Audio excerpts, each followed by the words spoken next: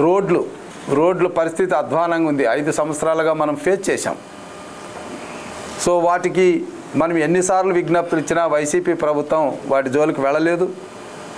కాబట్టి అలాంటి దుస్థితి నుంచి కొంతలో కొంత కాపాడాలనేటువంటి ఉద్దేశంతో యాక్చువల్గా మనకు ఏఎంసీ నిధుల నుంచి మరి ప్రత్యేకమైనటువంటి పథకాల ద్వారా కూడా మా అధికారులు ప్రాజెక్ట్ రిపోర్ట్లు తయారు చేసి వాటికి టెండర్లు పిలిచి కొన్ని చోట్లయితే వర్క్ ఆర్డర్లు కూడా ఇచ్చారు. కానీ చేసినటువంటి పనులకు కనీసం బిల్లులు ఇవ్వలేనటువంటి దుస్థితిలో వైసీపీ ప్రభుత్వం ఉండడం వల్ల ఆ పనులు ఆపేసి కాంట్రాక్టులు వెళ్ళిపోయారు.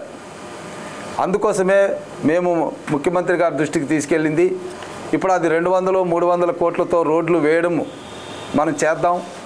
అంత లోపల ఈ గుంతలు పడినటువంటి వాటిని అన్నిటిని కూడా శాశ్వతమైనటువంటి పరిష్కారంగా అంటే కొద్దిగా నాణ్యంగా తయారు చేస్తే ఒక 6-7 నెలలు మనకు అది ఉపయోగపడుతుందన్న ఉద్దేశంతో మేము చెప్పినప్పుడు వెంటనే దానికి కూడా 3,75,00,000 రూపాయలు మన నియోజకవర్గానికి సంబంధించి ఈ గుంతలు పూడ్చే కార్యక్రమానికి అంగీకారం తెలపడం అనేటువంటి జరిగిందని నేను మీ ద్వారా మా నియోజకవర్గ ప్రజలకు తెలియజేస్తున్నా.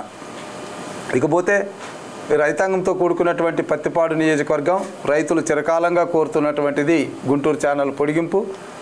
మరి ఆ గుంటూరు ఛానల్ పొడిగింపుకు కూడా మనీ ఏదైతే ల్యాండ్ అక్విజిషన్కి కలెక్టర్స్ డిఎన్ నోటీస్ ఇచ్చారు. ఇక డీడీ ఇవ్వాలంటే ఖచ్చితంగా డబ్బులు డిపాజిట్ చేయాలి. కాబట్టి బడ్జెట్లో ల్యాండ్ అక్విజిషన్కి సంబంధించినటువంటి డబ్బులు ఏదైతే ప్రతిపాదనలు ఉన్నాయో ఒక 110 కోట్లు దాన్ని బడ్జెట్లో పెట్టమని సీఎం గారిని ప్రత్యక్షంగా కలిసి అడిగాం. తప్పకుండా ఫైనాన్షియల్ సంబంధించినటువంటి లోటుపాట్లు చూసుకొని గుంటూరు ఛానల్ ప్రాధాన్యతను దృష్టిలో పెట్టుకొని చేస్తామని చెప్పారు. రెండో అంశం, గుంటూరు ఛానల్ పొడిగించాలంటే ఫస్ట్ 0 నుంచి 47 కిలోమీటర్ల వరకు ఉన్నటువంటి ఏదైతే ఇప్పుడు ప్రస్తుతం కాలం ఉందో అది 600 క్యూసెక్స్ మాత్రమే దానికి డిశ్చార్జ్ వాల్యూ ఉంది. మరి దీన్ని పర్చూరు వరకు పొడిగించాలి. 47 కిలోమీటర్లు ఉన్నటువంటి గుంటూరు ఛానల్ని 74 కిలోమీటర్లకు పొడిగించాలంటే ఇంకా 30 కిలోమీటర్లు మనం పొడిగించాలంటే ఈ డిశ్చార్జ్ని పెంచాలి. కాబట్టి 750 క్యూసెక్స్ డిశ్చార్జ్ పెంచాలంటే 0 నుంచి 47 కిలోమీటర్ల వరకు ఉన్నటువంటి కాలువను వెడల్పు చేయడం, కాస్త లోతు చేయడం, దాన్ని స్ట్రెంథనింగ్ చేయడం అవసరం. కాబట్టి ఆ మోడర్నైజేషన్కి కూడా కావాల్సిన 376 కోట్లకు ప్రతిపాదనలు ఇవ్వడం జరిగింది. అది కూడా ఆల్రెడీ శాంక్షన్ ప్రాజెక్టే కాబట్టి దానికి కూడా ఈ బడ్జెట్లో నిధులు పెట్టమనేసి మేము అడిగాం. తప్పకుండా పరిశీలన చేసి వాటికి సహకరిస్తానని ముఖ్యమంత్రి గారు చెప్పారు. సో ఇకపోతే మనందరికి తెలుసు, నిన్ననే పండుగ చేసుకున్నాం. అది ఇటువంటి పండగ కాదు. స్వతంత్రం వచ్చినప్పుడు ఎంత సంబరం పడ్డారో ప్రతి గ్రామంలో, అంతకన్నా ఎక్కువగా ప్రతి పేద కుటుంబం పెన్షన్లు తీసుకునేటటువంటి 28 రకాల లబ్ధిదారులు గతంలో కని విని ఎరగనంత డబ్బుల్ని చేతిలో తీసుకోవడం అనేటువంటిది.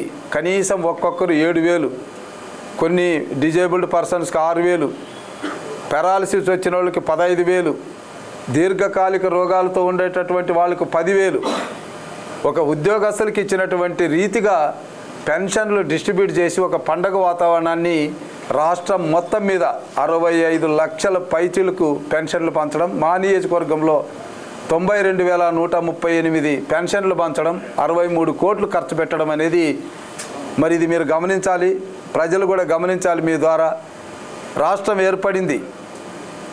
ఏర్పడి నెల కూడా కాలేదు, బడ్జెట్ పెట్టలేదు, అప్పులు వరకు వెళ్ళలేదు. అయినా మొట్టమొదట అనుకున్నట్టుగా చంద్రబాబు నాయుడు గారు, పవన్ కళ్యాణ్ గారు ఏదైతే మాట ఇచ్చారో ఆ మాట మేరకు 1వ తేదీ నాడు పెంచిన 3,000తో కలుపుకొని జూలై నెల పెన్షన్ 4,000తో కలుపుకొని 7,000 ఇవ్వాలన్నది నిర్ణయించారు. దాని మేరకు నిన్న పెన్షన్ డిస్ట్రిబ్యూషన్ చేశాం. ఇదొకటే కాదు, మొట్టమొదట 5 సంవత్సరాల తర్వాత ఉద్యోగస్తులకి మొదటి తేదీన జీతాలు పడడం అనేటువంటిది, పెన్షనర్లకు 1వ తేదీ నాడు జీతాలు పడడం అనేటువంటిది. మరి ఇది రామరాజ్యం కాక దేన్నే ఏమనాలి చెప్పండి? ఇది చంద్రబాబు యొక్క మార్కు. ఏదైనా ఆయనతోనే సాధ్యము అన్నటువంటిది ఈరోజు ప్రజలు అంగీకరించారు. ప్రజలే కాదు, ప్రభుత్వ ఉద్యోగులు అంగీకరించారు, పేదలు అంగీకరిస్తున్నారు, అన్ని వర్గాల వాళ్ళు అంగీకరిస్తున్నారు. సో ఇవి కాకుండా ఇక మాకు ఈ నెల ప్రాధాన్యతలు ఏంటంటే శాశ్వతమైనటువంటి పరిష్కారంగా ఏవైతే రోడ్లు పిఆర్లో కానీ ఆర్ఎండ్బిలో కానీ శాశ్వతమైనటువంటి పరిష్కారంగా రోడ్లు వేసేటటువంటి బాధ్యత మేము ప్రజలకు ఆ రోజు హామీ ఇచ్చాం. ఆ హామీ మేరకు మేము ప్రాజెక్టు మా అధికారులతో ప్రతిపాదనలు తయారు చేసుకున్నాం. దాదాపుగా మరి మండల్ టు మండల్, ఒక మండలం నుంచి మరొక మండల్ హెడ్ క్వార్టర్కి ఉన్నటువంటి రోడ్లని వెడల్పు చేసి స్ట్రెంథన్ చేయడం, వీలున్న చోట ఫార్మేషన్ చేయడం, వీటన్నిటికీ కూడా ప్రాజెక్ట్ రిపోర్ట్లు తయారు చేసుకున్నాం.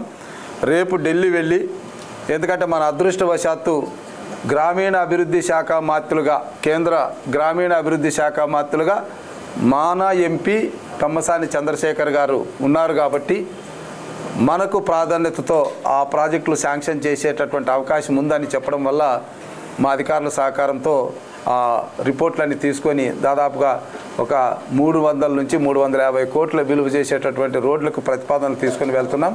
అది నెక్స్ట్ మంత్ మా ప్రాధాన్యతతో ఉంటుంది.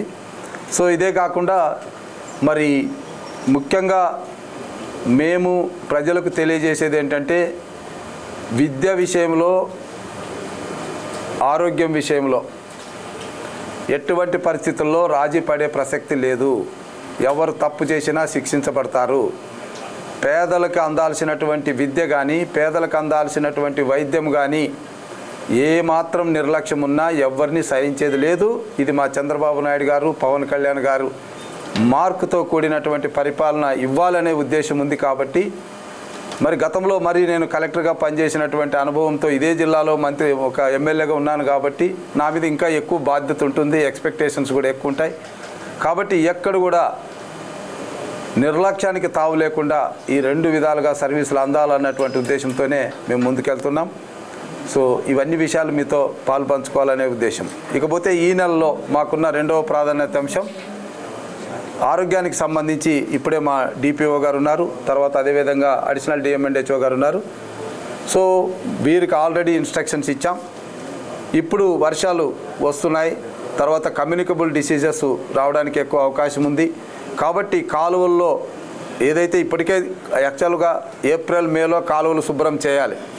అయితే మరి గత ప్రభుత్వం డబ్బులు ఇవ్వకపోవడం వల్ల వీళ్ళు చేయలేకపోయారు. కనీసం పంచాయతీ నిధులను కూడా వాళ్ళకి అప్పచెప్పింటే వాళ్ళు చేసుకొని ఉండేవాళ్ళు. ఆ పంచాయతీ నిధులు కూడా దారి మళ్లించారు.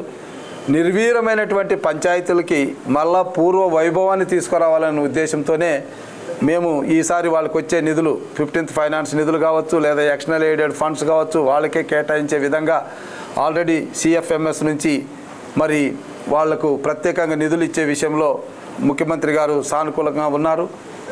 రాష్ట్రానికి ఎన్ని ఇబ్బందులున్నా మనకు పంచాయతీలు బలోపేతం కావాలన్నది ఆయన ఉద్దేశం. కాబట్టి ఇప్పుడు ఈ నెలకు మా ప్రాధాన్యత అంశం ఏంటంటే కాలువల్లో పూడికి తీసేయాలి.